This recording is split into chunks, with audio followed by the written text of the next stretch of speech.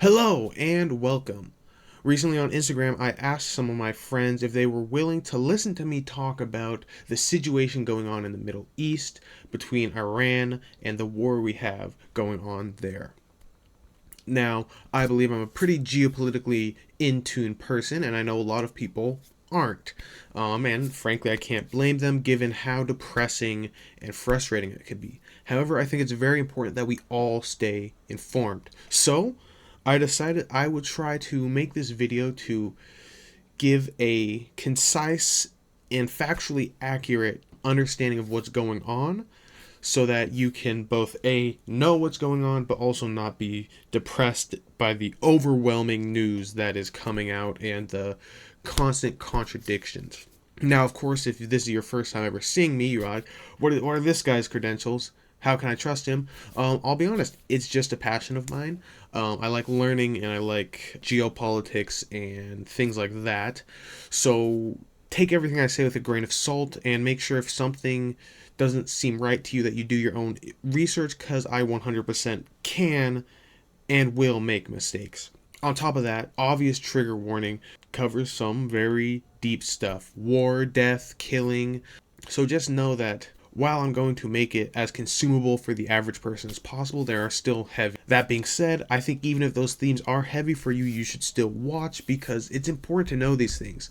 We can't limit ourselves because if we do, then we shut out very important things. I mean, the people in Iran can't just choose not to pay attention to what's going on, even if these things are disturbing for them, which they are. So prepare yourself for some heavy stuff, and I will try to make it as consumable as possible.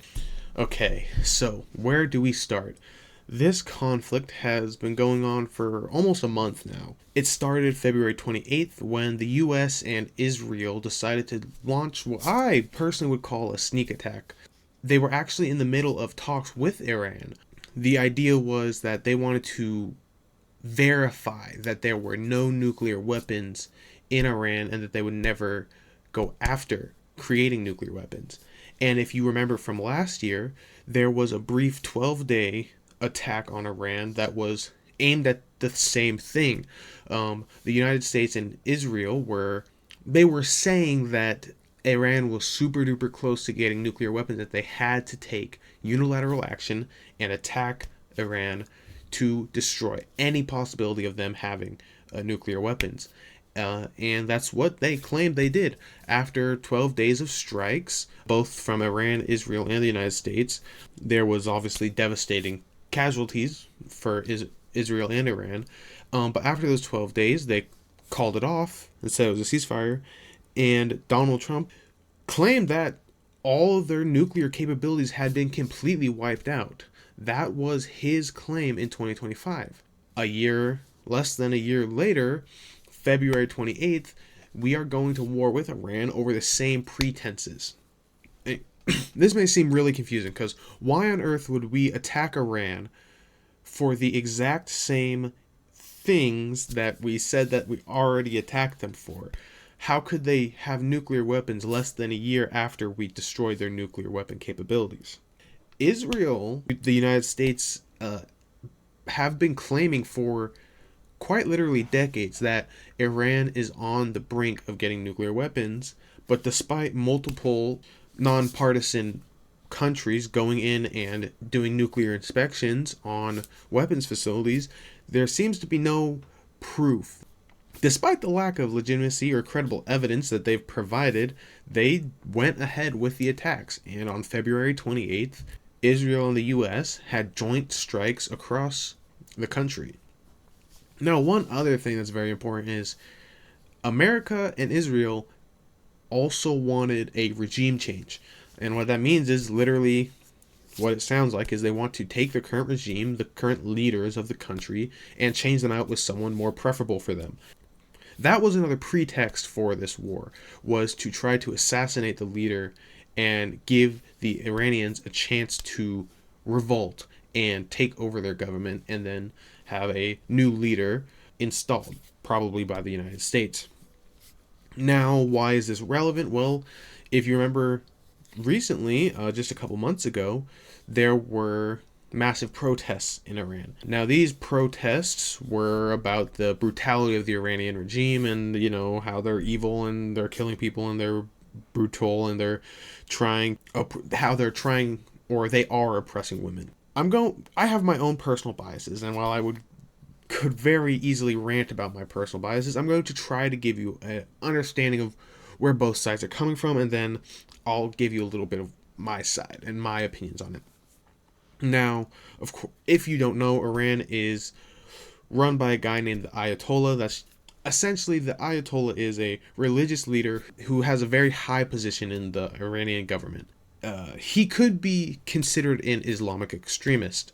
I think most people do consider him that. Because of this extremist ideology, a lot of Western countries try to claim that they are suppressing women's rights by forcing them to wear headscarves, by brutalizing people who don't follow Islam, who this and that. And so recently, that's what these protests were about. The protests were against the Iranian regime and their brutality towards non-Muslims and people who don't follow the Islamic rules strictly. Now, when these protests were happening, the internet in Iran got completely shut off. A lot of the West said it was that the Iranian government wanted to keep any videos from being leaked outside of the country and have it be dealt with entirely in an internal affair.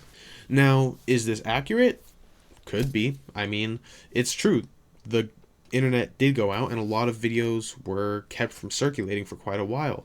Who censored it? Could be the Iranian regime trying to gather control. I can't blame them for having an internal conflict and wanting to control it themselves. That's what any country would do, I would assume. Now, the other side of it is that Iran claims, and people who support Iran claim, that the protests were largely funded by outside groups, specifically Israel and the United States. They wanted a pretext for some sort of regime change, and they believed that a people's protest was the best way to do it. Manufacture consent by saying the people aren't getting human rights, and then use the pretext of human rights violations to go in and change the leadership. Personally, my bias, I personally believe that. I know the United States historically has done similar things, but again, I'll try to keep my bias out of this. So essentially, you have two sides of the stories saying that these are the actual Iranian people uprising, trying to fight against an oppressive government, and then the Iranians are saying, no, these are paid agitators who are to try to be manufacturing consent for the United States to come in and create regime change. So it's a very complicated situation, and unfortunately, unless both governments decide one day out of the pureness of their hearts that they're going to explicitly tell you exactly what they were trying to do, we will never officially know. But you can look into the past and see there is validity in both claims. I'll just say that. Now, let's continue. The war started February 28th, as I've mentioned before, under the pretext of regime change, giving rights to the women of Iran because of this brutal, oppressive dictatorship, and the idea that they are making nuclear weapons, and for the freedom and safety of the Western world, we have to go in and stop them from getting nuclear weapons. That was the pretext given. A lot of people on the internet think that this war was entirely Israel's idea, that Israel doesn't like there being another powerful country in the region that could stop them from taking over a lot of places. And so a lot of people think Israel didn't want peace, didn't want negotiations between America and Iran, and instead wanted Iran taken off the map, and that they goaded the United States into attacking Iran with them. Is this possible? Again, my bias, I say yes. I say it makes the most sense because Israel wants a lot of things and wants to be the major power there, and the United States is very, very partial. A lot of you may have heard of AIPAC recently, which is a lobbying group which basically gives money to U.S. politicians to support Israel. A lot of U.S. officials defend Israel because of lobbies like AIPAC and the money that they get from them. And it's very important that we distinguish that Israel is not a good representation for all Jewish people. Israel and Jewish people are separate entities. Jewish people are a group of people all across the world. Israel is a state. It is a country that only represents itself. All right? I want to make that very clear. Israel is a country that is ran by mostly Jewish people, but that does not mean all Jewish people are pro-Israel. That's very important to distinguish because there's a lot of anti-Semitism, and when you allow anti-Semitism to fester, you're actually benefiting country of Israel because they want you to conflate the two. That's a completely different thing. I just thought it was very important to mention that. We cannot confuse Jewish people as a whole for the country of Israel. Let's make that very clear. Now, Israel, of course, has planned on greater regional dominance. There is a plan called Greater Israel, which is quite literally, as it seems, just making Israel larger, taking Jordan, taking parts of Syria, Lebanon, Iraq, and Egypt. And obviously, those countries probably don't want that. So that is kind of where the tension is rising. Iran does not want the growth of Israel, and Israel does not want the growth of Iran. Now, I feel like I've talked way too much about the pretext of it and want to get more into what's actually happening. So, a basic rundown of what we just said is it started on February 28th with the United States saying that they are attacking for regime change so that the people can have a chance to overthrow. The United States and Israel are attacking Iran, trying to assassinate the leadership to give the people a chance to overthrow their government and take over their country.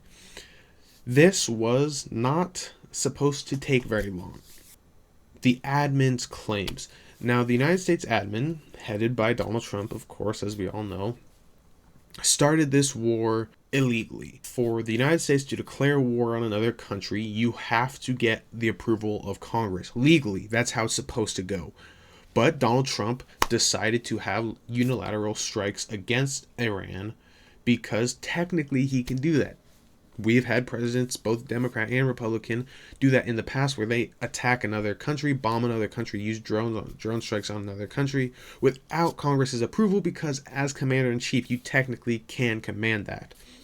However, as we've seen, most people consider this a war, and so it kind of makes what are the legal justifications for a war. It gets into sloppy legal stuff, but if we are, and most people are, considering this a war, it was started illegally because the United States president cannot just declare war on another country.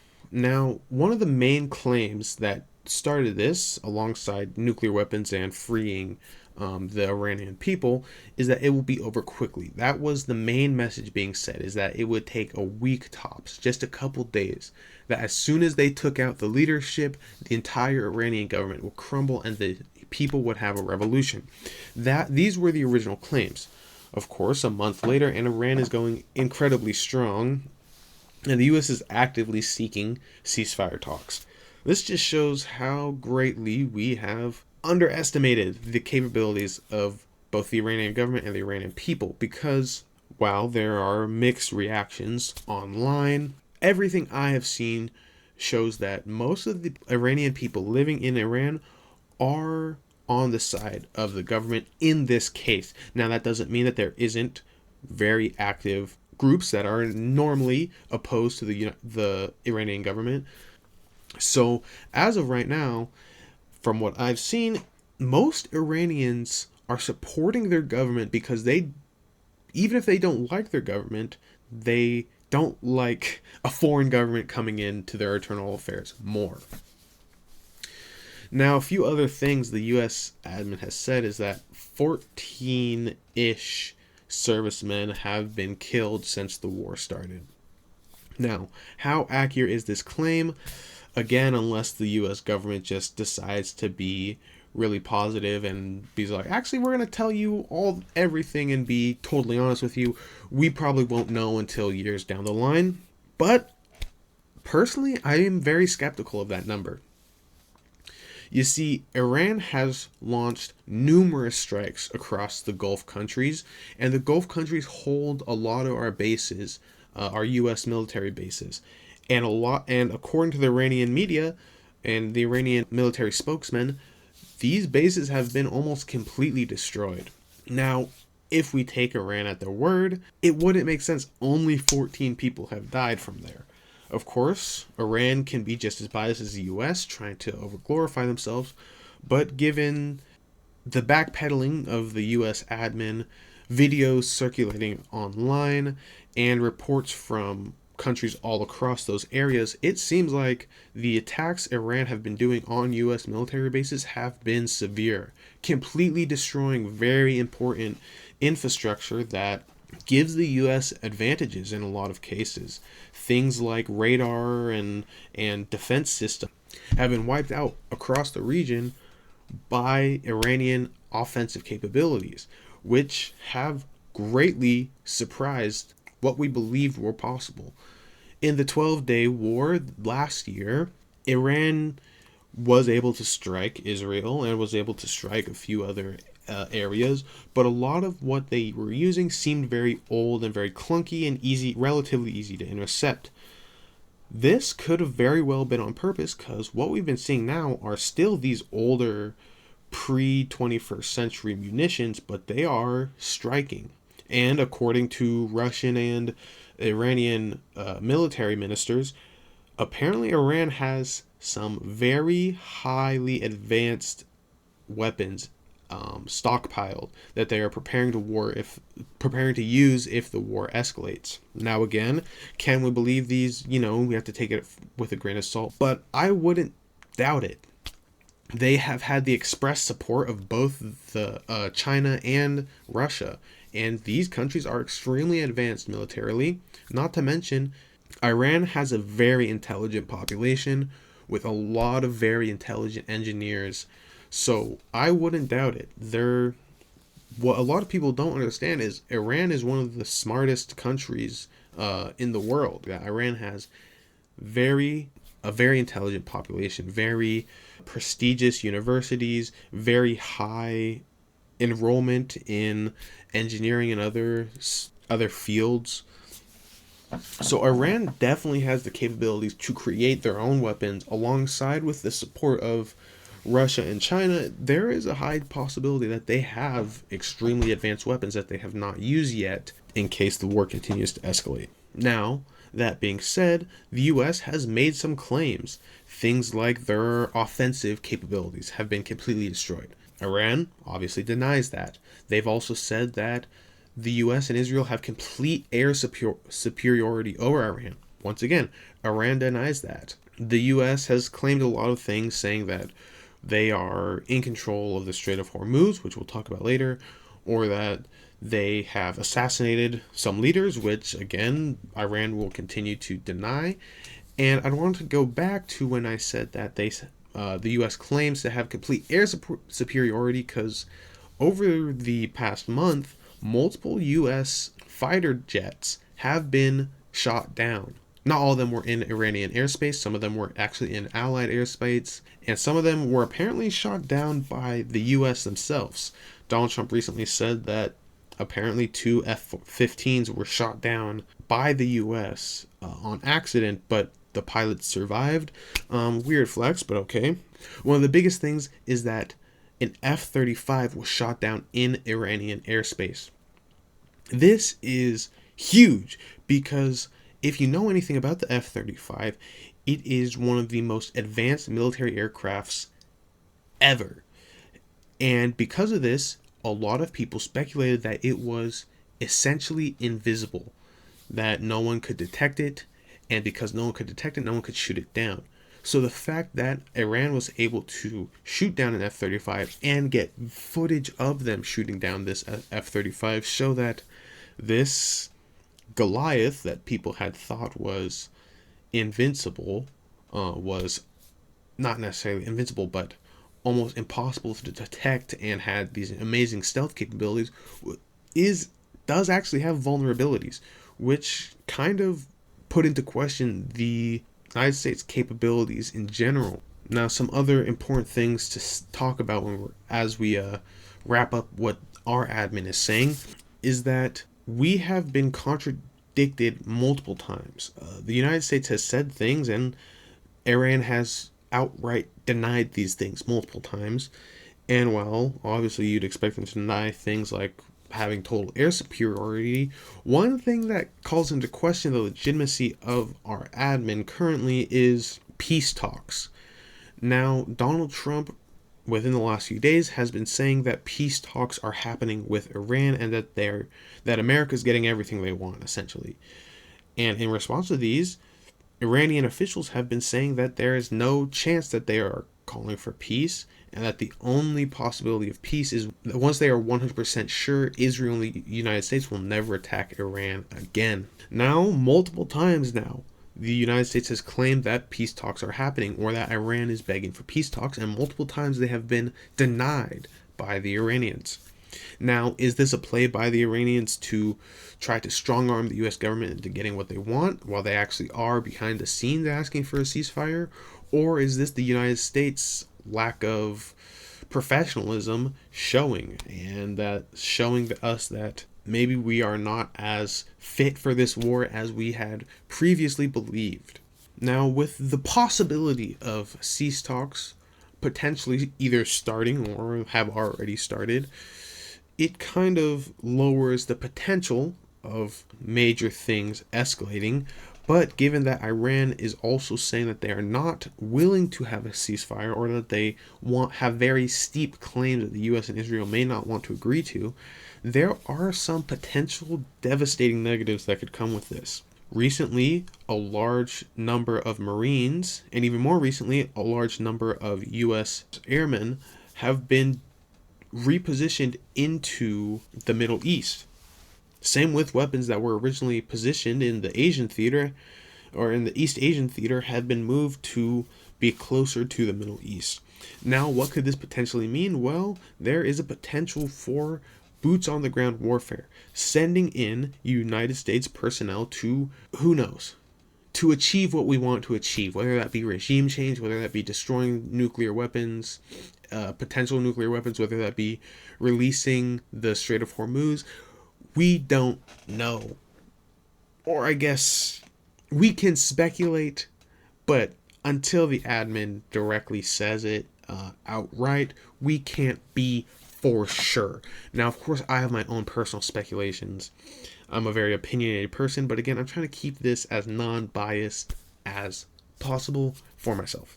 Now, boots on the ground would be devastating. Thousands of United States military members and even more Iranians would probably lose their lives if this happened, for a goal that probably wouldn't be realistic, because honestly, Iran would be very hard to invade because of its geography, along with the fact that guerrilla warfare has not gone well in the past for the United States Army, and of course the Iranians knowing the terrain as opposed to the United States Army not knowing the terrain.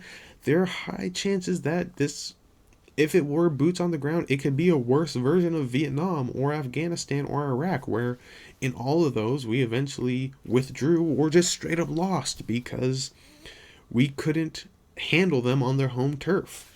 Now, that is a devastating possibility, but there is a worse one.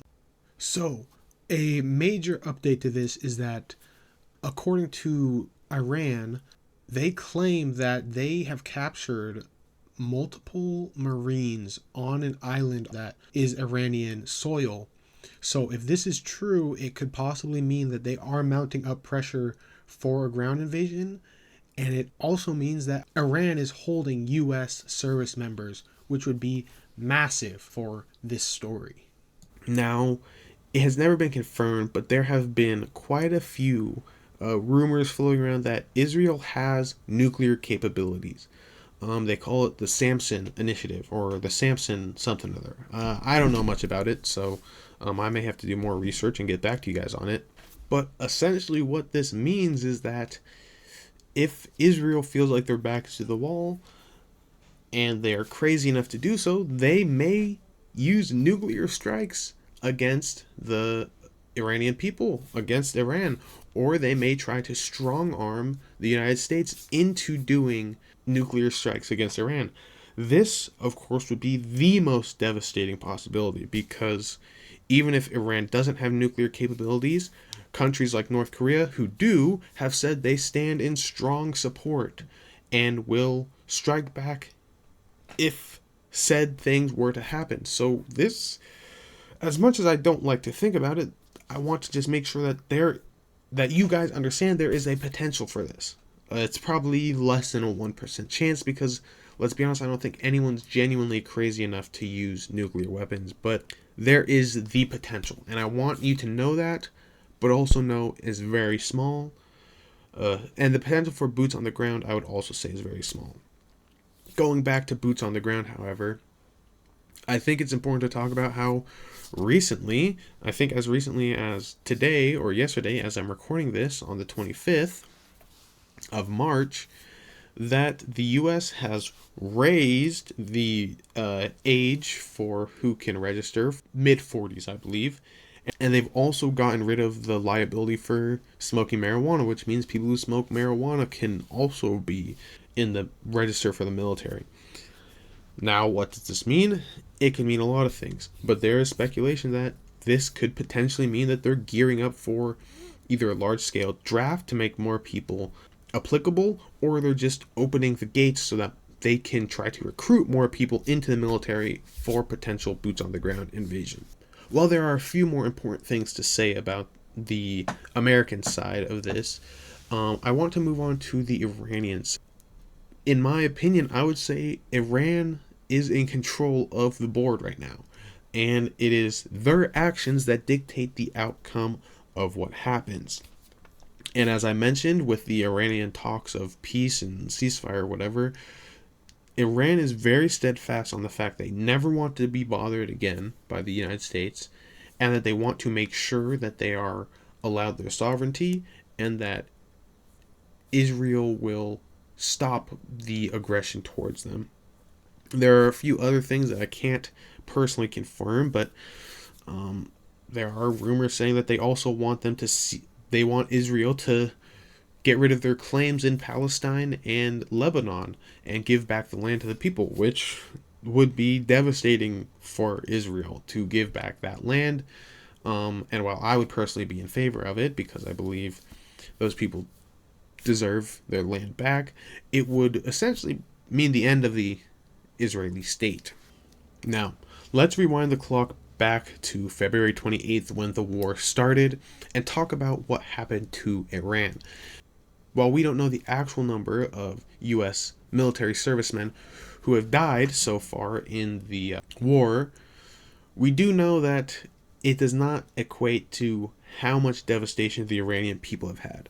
And that kind of goes along with the fact that while Iran controls the board, they're also suffering the most from this war. Israel probably a close second because they're within the range of Iranian missiles, but Iran by far is suffering the most, at least from a destruction standpoint. Now, let's talk about this. On the first couple days of the war, one of the biggest things happened, at least biggest for international humanitarians, was that an elementary school, I believe it was an all-girls elementary school, was bombed, and I believe over 160 kids died in that attack. First, the U.S. denied it, saying that it was actually Iran that did it. Then when footage came out and it showed a Tomahawk missile, which is a United States missile, hitting the school, they said, well, lots of people have Tomahawk missiles, even though we're the only ones who produce them. Most people believe this was, even if it wasn't intentional, it was still a United States strike that hit this building, which is a war crime. People online try to justify it saying, oh, well, it was next door to a military target. But regardless, it is up to the people launching the missiles to make sure that the missiles do not hit the wrong places. And this directly hit this Iranian elementary school. A lot of people say it was intentional, an attempt to demoralize people. Killing civilians, unfortunately, is pretty common in the United States warfare. We did it in Vietnam, we did it in Afghanistan, we did it in Iraq. We did it in Libya as well. We killed a lot of civilians throughout the Middle East, and this is an objective fact. A lot of people may call me biased for bringing this up, but it is an objective fact that we killed quite a few civilians throughout our wars over the past century. Now, why we do it? Again, I couldn't tell you, because what it seems like is historically it has only emboldened the people of the nation. It has only made them angrier at the American people, and in Iran's case, it seems to be doing the exact same thing. As I said earlier in this video, the Iranian people are almost in 100% support of their government, specifically in regards to this war, because of the atrocities that are happening due to the United States attacks. Now, this is not the only civilian infrastructure that has been attacked. Hospitals have reportedly been attacked, other elementary schools have been attacked, and one of the major things that was attacked was a Iranian oil refinery. Now, Iran is known for having vast amounts of oil and being a major oil producer, and this massive oil refinery that got struck released a massive cloud of toxic gas and toxic contaminants into the sky. And for actual days after the strike, Iran sent out an emergency saying that the people should stay indoors for risk of hazardous acid rain. So the Iranian people have suffered quite a bit at the hands of United States strikes. These strikes have been devastating for a lot of people, but despite that, they've only emboldened the people to stand behind their government even fiercer, which is quite literally the opposite, given that we originally went in for regime change. Now, one thing I mentioned a little bit ago was how much Iran's offensive capabilities have absolutely stunned the US and Israel. The United States proudly boasts the amount of money that it spends on defense capabilities. And it's with this amount of money that they spend both on defense capabilities for their own bases, but also for Israel's Iron Dome and defense support for Israel. You would expect the Israel and U.S. military bases to be impenetrable. But Iran has kind of shown us that we have extreme vulnerabilities. As they did in the 12-Day War, they started with older, decades-old munitions, and even those were striking. And of course, their hypersonic missiles were hitting hard and hitting precisely where they wanted to be. Israel had devastating impacts, and it actually is illegal in Israel to film impact sites or the impacts of missiles, because they want to keep up a vision that their Iron Dome is working, that they are intercepting their weapons. But of course, the internet is going to internet, and videos will be released regardless. And we have seen the barrages of missiles hitting Israel despite their defense capabilities, which is really showing gaps in the armor that we thought was impenetrable. The Iron Dome is a multi-billion-dollar infrastructure of defense munitions to shoot down missiles that might strike Israel. And yet, missiles are striking Israel, which is showing that they are not working. As for U.S. military bases, the Patriot system is another defense system to shoot down missiles and keep them from striking bases, or shoot down air munitions, drones, stuff like that from hitting the military bases.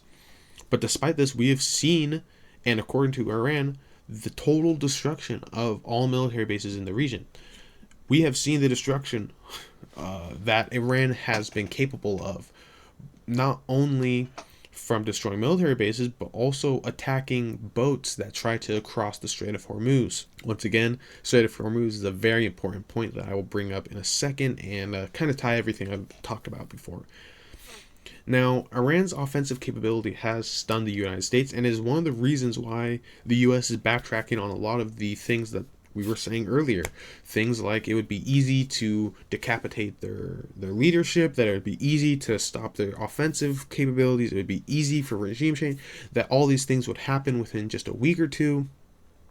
But the stunning power of Iran's offense capabilities are really dragging this plan A through the mud, and it is forcing our admin to kind of plan as they go, which is unfortunate because a lot of experts aren't necessarily at the planning table. Our admin is not known for their this admin is not known for their credentials, and a lot of these people don't have any background in the things that they are involved in. So it is kind of showing a weakness in our own leadership. Of course, again, I'm biased. I'm not a fan of this admin. But despite that, we are kind of walking forward blind at this point because we weren't expecting this to go so long, and we weren't expecting Iran to be so stubborn in their capabilities. Now, of course, in a war, you have more than just 2 or 3 countries, even if those are the only 3 exchanging missiles. There are multiple countries in between them, and there are multiple countries supporting either side. Now, the Gulf countries, you don't know. Iran is on the opposite side of a thin waterway of Saudi Arabia. Now, Saudi Arabia has some bordered countries around it, and these are what are known as the Gulf countries. So, like Kuwait, Oman, Saudi Arabia, UAE, countries in that area are called the Gulf countries, and they are massive, massive, massive oil producers. Most of these countries had military bases, and this is the reason for, or U.S. military bases, and this is why Iran was striking those.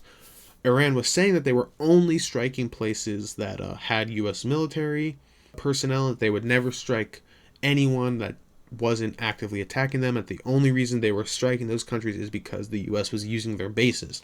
And this very well seems to be relatively accurate. It doesn't seem like Iran is attacking civilian infrastructure in most of these countries, except for an attack on a hotel. But again, they claimed that they had intelligence that military personnel were in the hotel.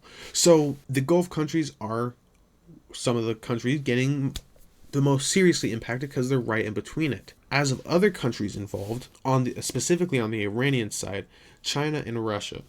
Now, China and Russia, as we all probably know, have been the United States' biggest adversaries for quite some time. And while, again, I have my own personal biases, it's pretty obvious to say that Russia and China are on the other side as opposed to America. And so, because of this, they believe that their interests line up more with Iran than it does with the United States. So, China has been supplying Iran with very, very sophisticated visual data to the Iranians to show them very high definition images of United States military bases and other targets they may use. This is one of the reasons a lot of people attribute the preciseness and power of the offensive strikes that Iran has been shooting off is the amount of help they've been getting from Chinese surveillance systems and Chinese satellites. They've been giving such detailed images and videos that actively show even the number of combatants in a military base that Iran has been able to hit very precise strikes. Now, of course, Russia too has been helping with surveillance, but they've also been helping with weaponry. It's been very similar that they have been providing Iran with support for both weapons and surveillance. So these two superpowers are backing Iran while the American superpower is backing Israel.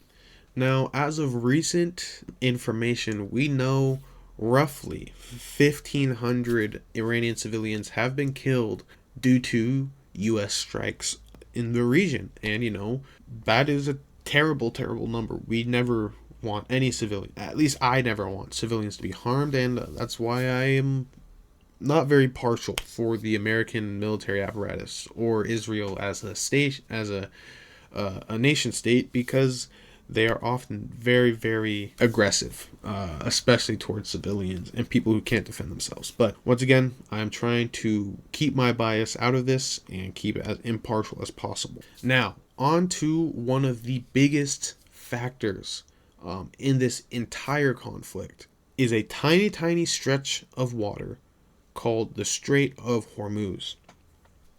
Now, why is this so important? Well, it's because roughly 80% of the global oil supply, so the global oil that supplies the entire world, roughly 80% of it passes through that strait because, like I said, the Gulf countries and Iran are massive oil producers.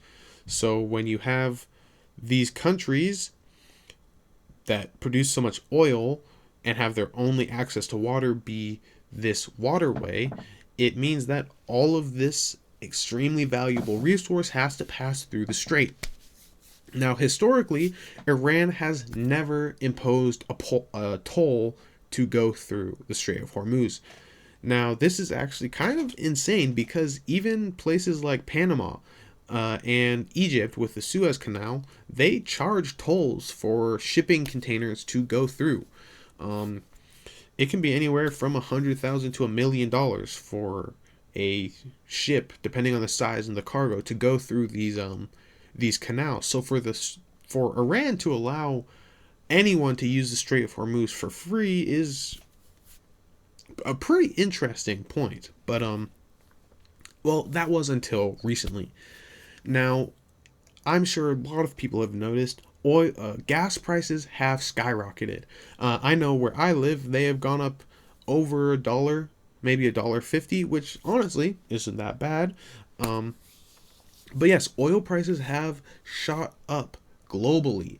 A lot of East Asia depend on oil from the Gulf countries to supply themselves, like Japan and South Korea. Most of their oil comes from this region. So I guess you might be wondering, why am I bringing this up? Why are oil prices going so high if Iran doesn't impose a tax? Well, this is what's called asymmetric warfare. Is that Iran knows that they aren't on the same level as the United States offensively. The United States is obviously the largest military in the world.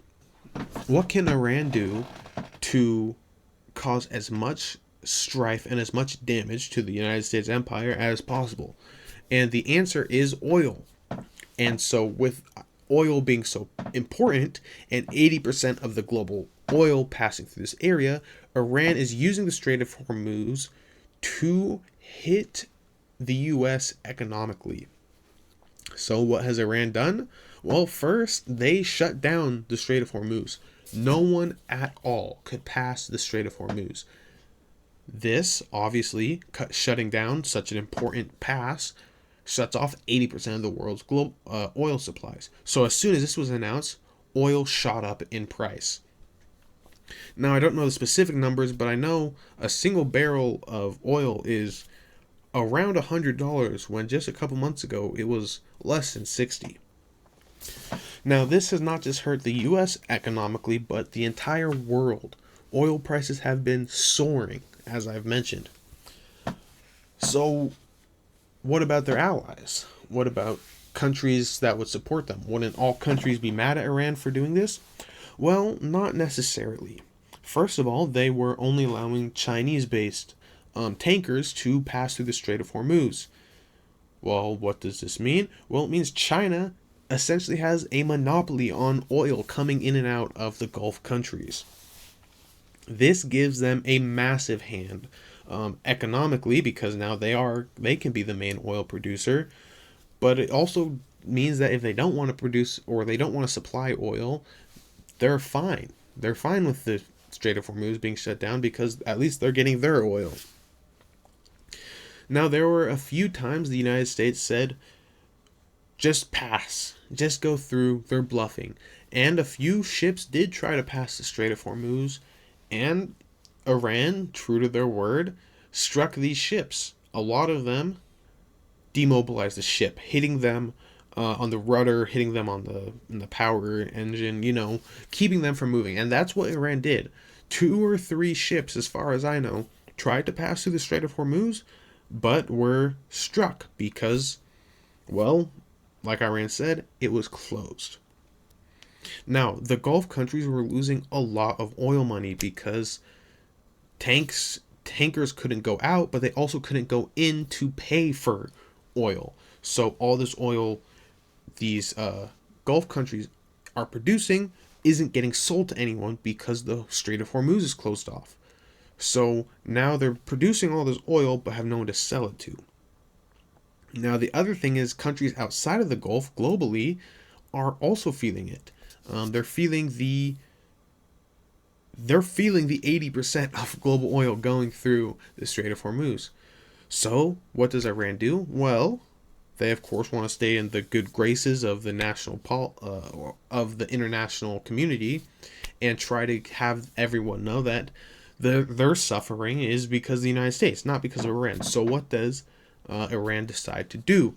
Well, they decide that the Strait of Hormuz will be passable again on two conditions.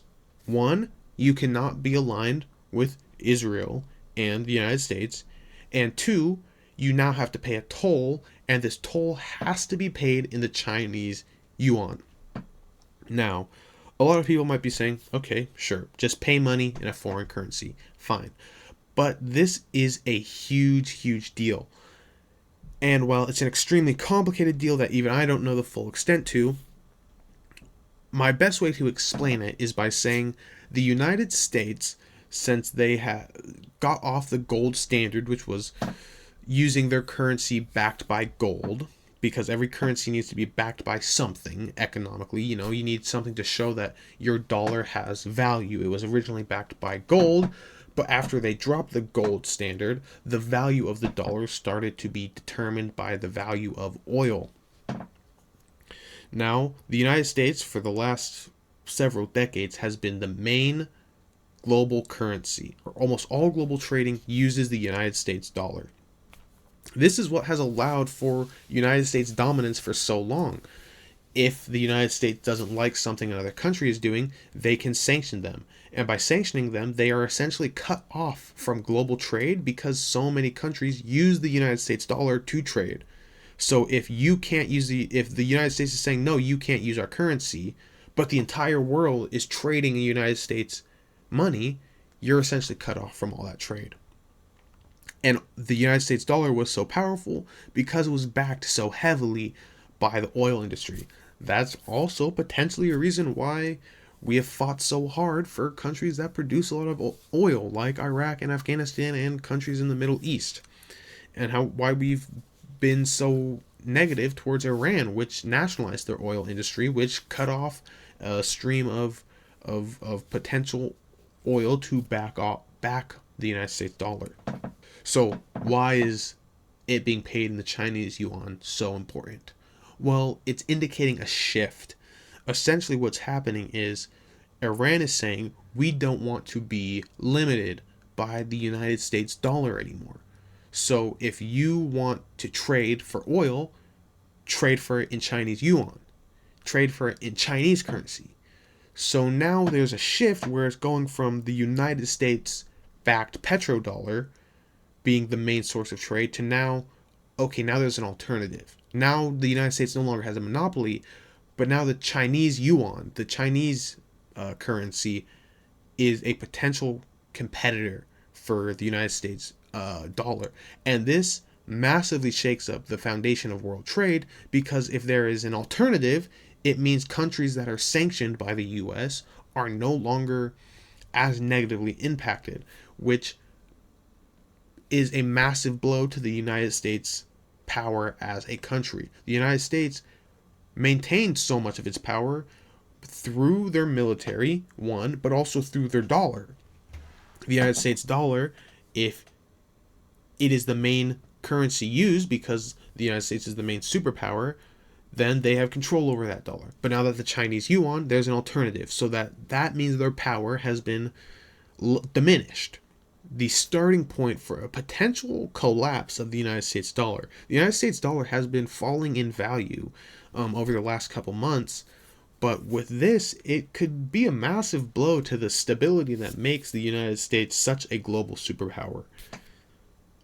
Now, I think I've covered most of it relatively well, but I think the last portion I want to talk to everyone about is effects on the region. Now, obviously, the Middle East is one of the largest oil producing regions, if not the largest oil producing region in the world. There are other large ones like Venezuela, Russia, Canada, the United States itself, but the Middle East has some of the most oil and has some countries that produce the most oil. Like I said, 80% of the global oil supply passes through the Strait of Hormuz. So it's these Gulf countries, these countries in the Middle East that ship through the Strait of Hormuz that produce a ton of oil. This, of course, makes most of those countries super wealthy. I mean, if you look at these countries like the UAE and Dubai, I mean, massive city. Saudi Arabia is known for having an insane amount of wealth, and since it's a monarchy, the king or the crown prince, I believe, has just essentially unlimited amounts of money to just throw at anything he wants. That's how we got Ronaldo to play there. I mean, that's how he gets so many massive soccer players. Different thing, but countries like Kuwait, UAE, Saudi Arabia, they are all extremely wealthy because of the amount of oil that they produce and ship out. And so when you have the Strait of Hormuz closed, you are getting a massive blow to your economy because oil is your main economic driver. So that is one of the main things rattling the foundation of the Middle East right now is the destruction of the economy of these massive giants, of these massive oil giants. The Gulf states are suffering economically. The Gulf states are suffering economically because they have so much, they essentially put all their eggs in this oil basket, and now Iran is saying, no, you can't give those eggs to anyone and make any money. You can't give that basket to anyone, so fuck you. So that is a massive hit. And another issue for the Gulf countries is, as I mentioned, they have military bases. They have United States military bases in it. Not just the Gulf countries, but a lot of them do. A lot of countries in the region have U.S. military bases, but I digress. And Iran sees any of these bases as a potential threat, so they're attacking these bases. And when these bases get attacked, even though they're specifically attacking the bases, it's not unlikely for debris and a potential flak from the destroyed missiles, whether they get intercepted, to rain down and destroy parts of civil infrastructure. So, despite these Gulf countries technically not being involved in the war, they are being heavily affected by it because they're quite literally caught in the middle of it. While most of the Gulf states are United States allies, not everyone in the region is pro-America. One important player for Iran is Yemen. Yemen has a group called the Houthis, and while Yemen's political system is complex and I'm not the most well versed on it, the Houthis are essentially the military of Yemen in simple terms.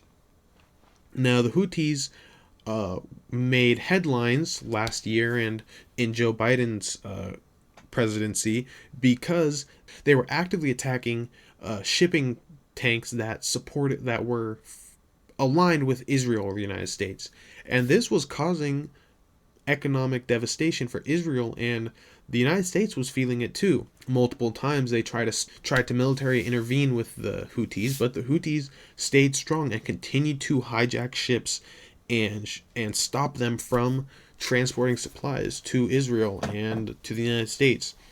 And they are once again doing this, and they are actually launching attacks on Israel itself and Israeli proxies in the region. So Yemen is a massive supporter for Iran right now, as they were massive supporters for Palestine during the I'm going to call it a genocide because that's what it is, the Israeli genocide on the Palestinians, but some people call it a war. Now another major player is Hezbollah. Hezbollah is based in Lebanon, and while Lebanon is not necessarily as strong as Iran or the Houthis militarily, they do have this group called Hezbollah that are a militant group who have also been waging attacks on Israel. Specifically, most most notably during the genocide in Palestine. When Israel was ethnically cleansing Gaza, Hezbollah was attacking northern Israel to try to defend the Palestinians. Now, these are two militant groups that may not necessarily be a part of a state. It's a little complicated. But another major player is Iraq. Iraq originally wanted to stay neutral, but because of the attacks on their own soil by the United States and Israel, they have actually decided to join in support of Iran. This is huge because it is another large country, another serious country joining this war in support of Iran, which is showing a shift in the tides for the Israeli and United States supremacy in the region. Iraq has lots of militant groups that, even before the Iraqi government said that they were joining Iran, despite the tensions in the region, a lot of the people of countries that have been devastated by United States forces already aren't very positive about the United States, and so when they see an opportunity to help a country defend itself against the United States and Israel, well, they're partial to take that opportunity because they're not big fans of the United States or Israel. And historically, I can't really blame them. I mean, we killed millions of Iraqis. We killed millions of Yemenis. We killed millions of people in the Middle East, and so I can't really blame the people in the Middle East for fighting against us and our interests, the United States and our interests. Now, speaking of fighting for the United States, one group that is very interesting are the Kurds. Now, the Kurds are the largest population of people without a sovereign nation. I think there's roughly 20 million Kurdish people, but there is no Kurdistan, and there has been a massive movement in the Middle East for a independent Kurdistan. Now, because of this movement for an independent Kurdistan, there are Kurds living across multiple countries within the Middle East. I know there are some in Iran. I know there are some in Turkey. I believe there are some in Iraq, although I couldn't be entirely sure. I'm not entirely sure where the Kurdish borders would exist if Kurdistan existed. But what I do know is that during one of our wars in the Middle East, and I say one of because I am not entirely sure if it was Afghanistan, Iraq, or Syria, but during one of these wars, the United States reached out to the Kurdish people and essentially said, if you help us fight against insert group we're fighting against, we will establish a Kurdish nation for you. And the Kurdish people took that deal, expecting the United States to uphold it. Well, that didn't happen. And so essentially all that the Kurdish people got were dead bodies, while the US got their interests advanced in the region. Now, why is this relevant? Well, once again, the United States is calling for the Kurdish people to rise up against the Iranians and try to destabilize the nation. But as of right now, no Kurdish groups have officially joined either side. There are Kurdish groups that want to join Iran. There are Kurdish groups who are thinking about joining the United States. They aren't one solid body, they don't have a nation. But it's this indecisiveness that is showing that, once again, the United States' influence in the region is weakening because of our past mannerisms. We have shown that we're not trustworthy, and the Kurdish people have yet to make any definitive actions. Some other important things to mention in the region is around Israel. Despite Israel being ruthlessly attacked by Iran, they are still very aggressive. Sure, towards Iran, but also towards Lebanon and the Palestinians. Recently, Israel has announced that they are sending troops into southern Lebanon and forcing a massive relocation of the people living in southern Lebanon to move out. This has caused massive backlash because, once again, they are taking territory that shouldn't belong to them, but because the United States kind of lets them do whatever they want, Israel has taken a large swath of Lebanese land that a lot of people are very against. And so that is one of the reasons the Houthis are attacking. And alongside that, Israel is still attacking Gaza, and they are still forcing residents out of the West Bank. Because for some reason, Israel, despite being in the middle of a war that is waging massive destruction, they are still intent on ethnically cleansing these areas for more Israeli settlers. Now, I understand that was a pretty long video and a pretty tough one to digest too. Um, if you have any questions, please leave them in the comments, as I'm sure I didn't do a great job at explaining everything I wanted to. There is a lot more things to cover and a lot more to come, but this was just me attempting to make a relatively digestible and understandable video about what is going on and why we are doing what we're doing and why what is going on is happening. Now there is no end to this war at this point, so in another month there may be reason for another video. I sure hope not, but given our admin and the Israeli admin, I wouldn't doubt it. Of course, alongside that, I'd love your feedback on this video itself. Do you think I did a good job explaining? Is there anything I could do better? Anything helps, and comments help boost engagement, which I would really appreciate. Likes as well. So, I hope this video wasn't too serious for you, and I hope that you have a slightly better understanding of what's going on in the Middle East right now. The world has a lot of massive issues right now, and it's important that we are aware of them. But it's also important that despite these negativities, we are able to have a positive outlook and believe that a better world is possible. I believe that a better future is possible, but it starts with us. We have to know what's going on. We have to know the roots of these issues. We have to know what is causing what. And it is my goal to inform people through these videos so that with a greater understanding, we have a greater possibility of change. So, like I said, if you enjoyed it, leave a comment, leave a like. I really appreciate it. Even just listening, putting it off, silencing it, just letting the video play, anything like that. I greatly appreciate it. And I hope you have a wonderful day. Keep your heads up.